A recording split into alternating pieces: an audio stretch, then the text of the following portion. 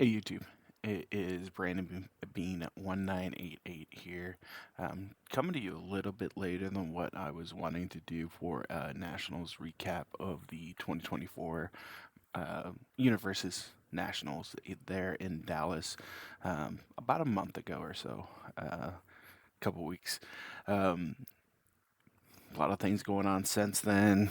Sick, got the sickness everybody else did, and just kind of spent some time with my kids, making up for the time that I was gone. Um, Spent the last couple days watching the World Championships.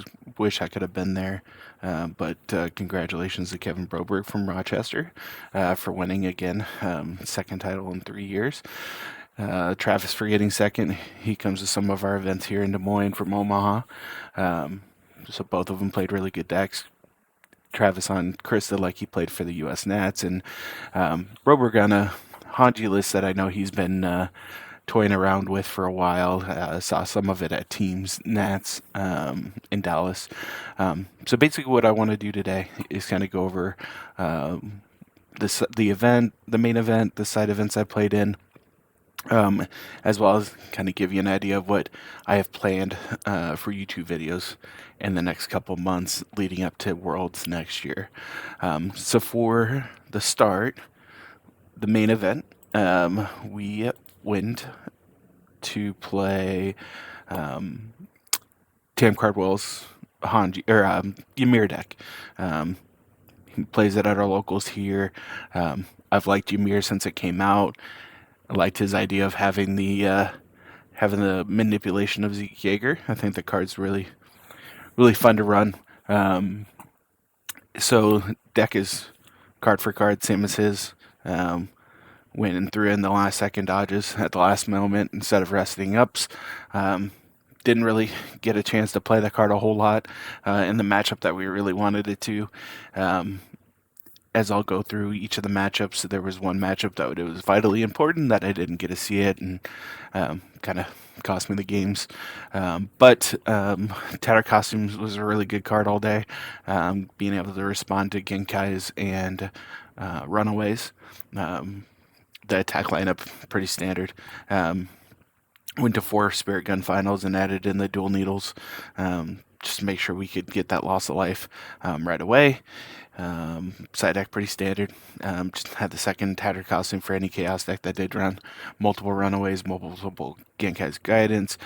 Also used it in the mirror match when they were trying to play their Replicator to keep them down on resources.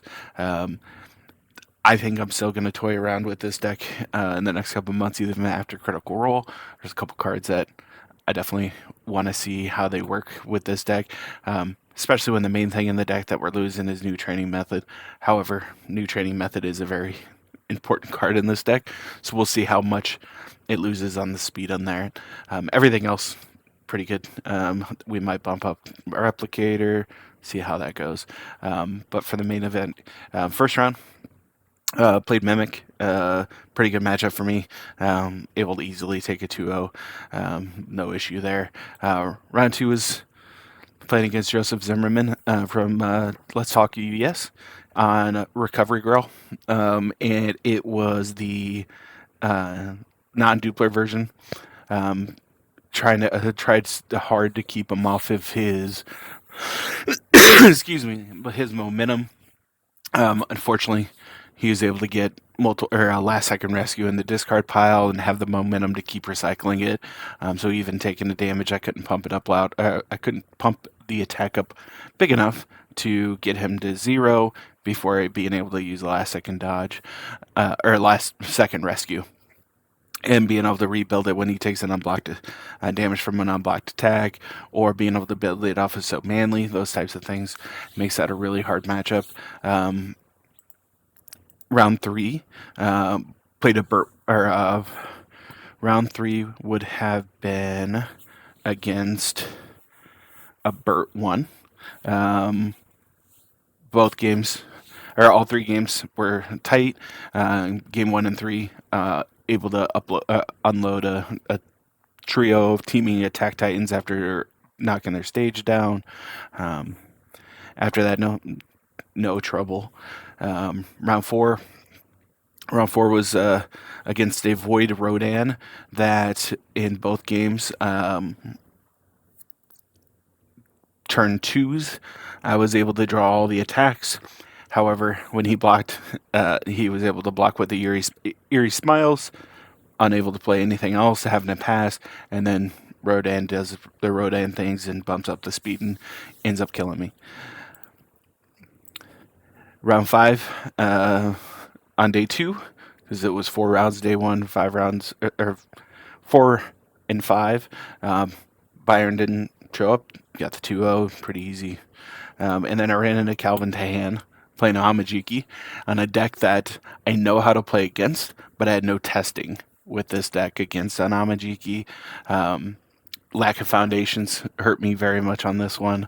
Him able to have both games, Vast Hybrid and Chimera Kraken, locking down the resources I needed to continue to build. Checked very badly.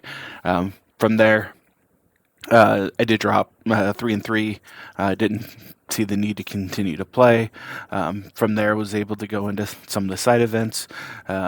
Overall, the deck worked like it should have. Just a couple of things that happened in this game. Missing checks, lacking of resources, running into players that know how to pilot their decks very well, which at this type of event is not that or it's not that likely that you're going to run into somebody that doesn't know what they're doing.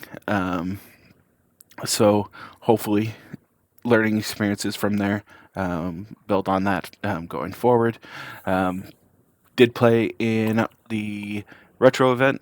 So in the retro event, we went with Goro, and on the Goro deck, playing all throws. So being able to pump up the damage. Each of these throws is going to be for a minimum of 4 if they let it go through. Being able to build the momentum. Ultra Regen, definitely one of my favorite cards in this deck. Spiritual Connection's another one. Being able to keep them off their kill turns.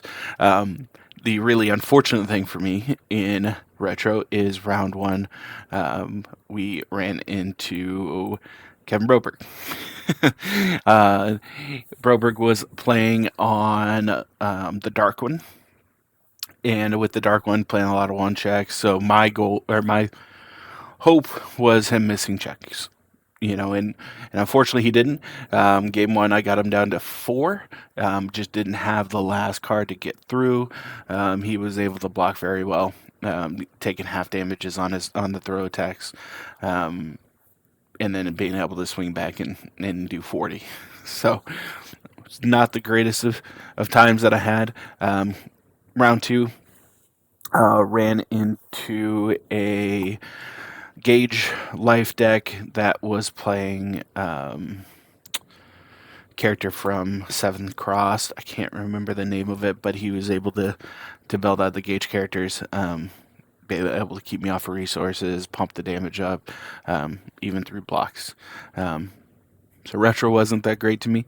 I like the Goro deck, toying around with some other ideas in it. Try to make it as cheap as possible. Falling Skies is the only card that's really expensive in this. I took out a Coffee Samba because wasn't able to find one in time. So put in a Gargantuan Grapple. Didn't really make a difference. The With the way the new Rochester retro rules are, deck works pretty well.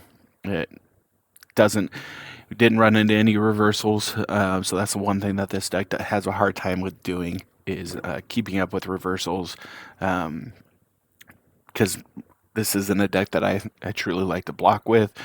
Playing 4 main male bondings and playing the spiritual connections, we want to be able to take one attack and then set them off of a turn, and then on the backswing take it over, being able to sculpt the hand exactly the way I want after milling multiple times, hopefully in an attack string with energy absorption, those types of things, trying to do our best. At some point, I'd love to get some gameplay of this. Talk with Tam. Maybe we can do some retro gaming because I know that he's getting a lot more into the retro side. There's a couple deck ideas that he's looking at. He's been on Ken for a while. Um, Playing with him in St. Louis, playing against him with Ken, playing against Mitchell Cimino, who was playing Kim, and then switched it to the Tim Keefe 2 deck. Getting some ideas from Barrett Bryan on this deck with how to get around certain cards. Adding in, Bang was one of the cards that hurt me against that Gauge matchup. Them just being able to shut my character off.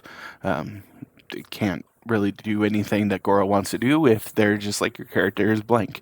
So I have some cards in there that we're going to be switching around. Again, finding room, keeping this at a slim 60 as close as possible is the best. You might knock down a Dark Tournament Looms to a 2 of or a 3 of at most. Didn't really get to play that card a whole lot. It's in there just for an extra draw card. If I draw, my second hand, there's not a whole lot in the discard pile that I want to add into my hand. Being able to take in Sculpt, draw a card, it removes it, so there's no progressive to worry about. See what that next card is. If I got to build 2 turns in a row, it is what it is. Go from there. Also played in the My Hero Spotlight. That one we played Asui 3.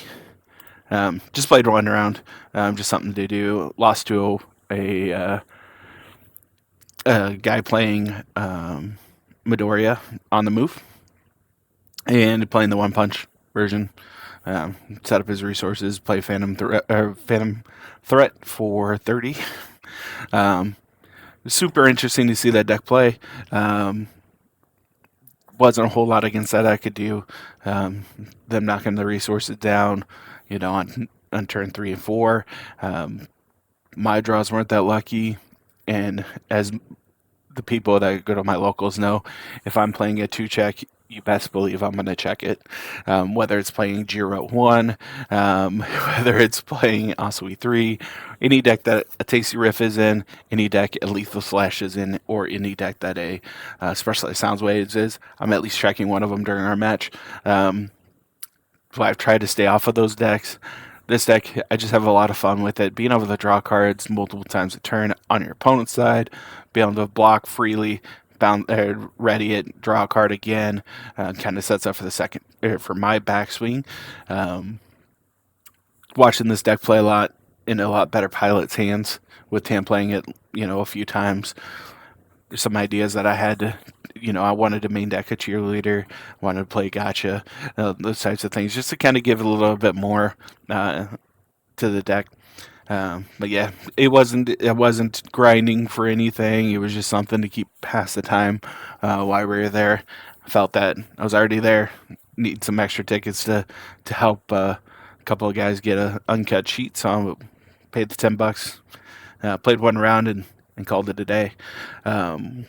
So that's the quick recap. I did play in teams. I found two guys from Texas that needed a third. Played Ymir there.